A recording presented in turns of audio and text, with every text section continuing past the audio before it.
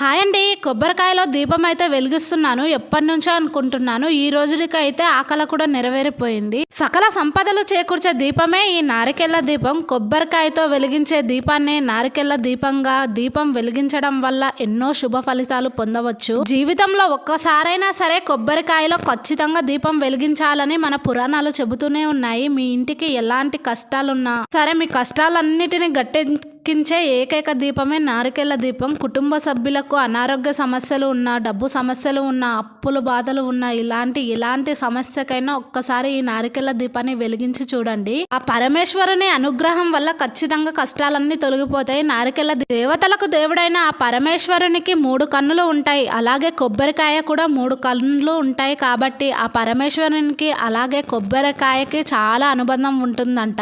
కొబ్బరికాయలో త్రిమూర్తులు కూడా నివసిస్తూ ఉంటారు. కాబట్టి ఈ దీపాన్ని ఒక్కసారి వెలిగించుకోండి. ఉంటాను.